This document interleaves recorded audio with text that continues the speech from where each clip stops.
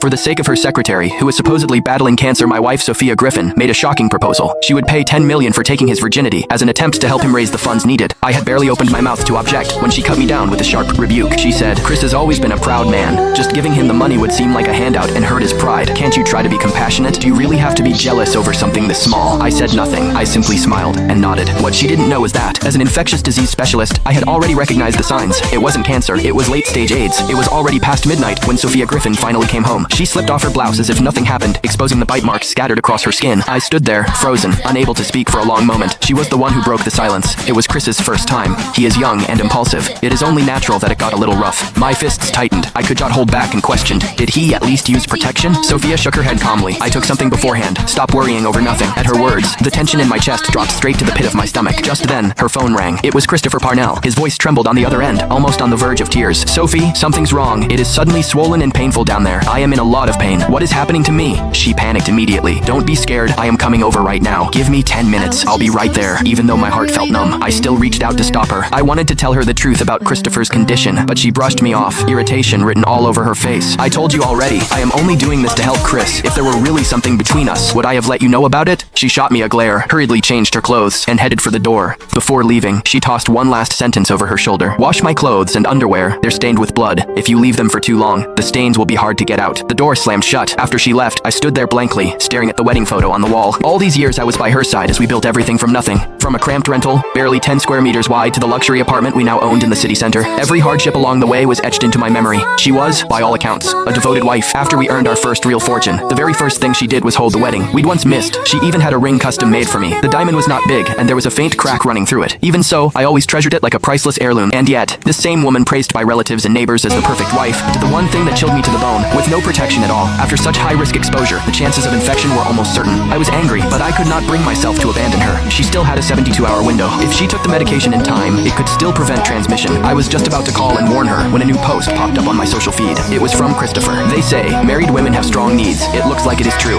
I can barely keep up. The photos showed a bed in disarray, stained and chaotic. Among them was one with scratches running across his back. On the surface, it sounded like a complaint, but in truth, it was a straight-up brag about how intense their night had been. But none of that was what caught my eye. Instead, it was the ring on his finger. The design was almost identical to mine, with only one main difference. The diamond was bigger. My heart jolted. He found the serial number engraved inside my wedding band and called the brand's customer service. After checking, the representative replied politely, "Miss Griffin did indeed order a diamond ring from our store before. However, the first batch had a flaw, so we remade another one afterward." She paused, then added, "Mr. Parnell, we're very sorry for the inconvenience. Is there anything else you are dissatisfied with at the moment?" I forced down my emotions and denied it softly before hanging up. So that wedding ring was custom made for Christopher from the very beginning. The one I received was nothing more than a flawed reject. In that moment, it felt like someone clamped a hand around my throat. It felt painful and suffocating. Just as despair threatened to swallow me whole, Sophia suddenly called. Her voice was frantic. "Honey, Chris is covered in red rashes, and his lymph nodes are swollen. What is going on? You are a doctor. Should he go get checked?" Listening to her description, I became even more certain. After being infected, Christopher did not take medication to control the virus at all, judging by his current symptoms.